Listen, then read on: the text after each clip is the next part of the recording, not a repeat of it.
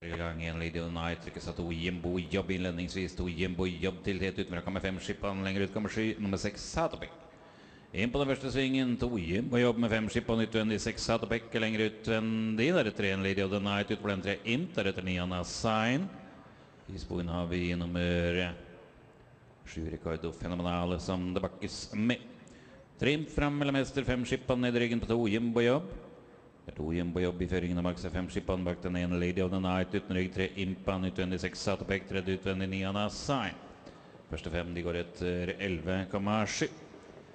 Rundt igjen av kveldens 7. løp med to Jimbo jobb som har dempet litt nå, er utenfor seg nummer 3 Imp i ledringen 5 skippene, utvendig 6 Satopek, tredje utvendig er 9 Anna Sign, fjerde utvendig 4 Yankee Swish, femte utvendig 8 Hi-Fi Camp, og bak den så har vi 7 Ricardo Fenomenale.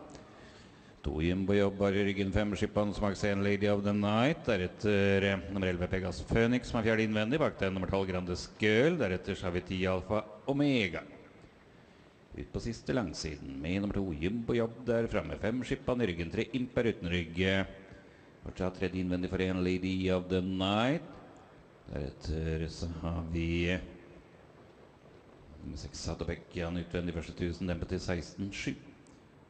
500 meter igjen til mål med to Jimbo jobb der fremme, 5 skippene i ryggen, 3 Imper utenfor den, deretter så har vi nummer 6 Satopek.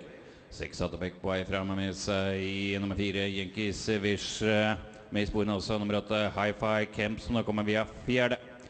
To Jimbo jobb først ut i oppløpet, 3 Imper nærmest, deretter nummer 9 Anna Sign og Jan utvendig utenfor den, så har vi 6 Satopek, 4 Yankee Swish. To Jimbo jobb fortsatt i føringen, nummer 6 Satopek forsøker 5 skippene er åpning.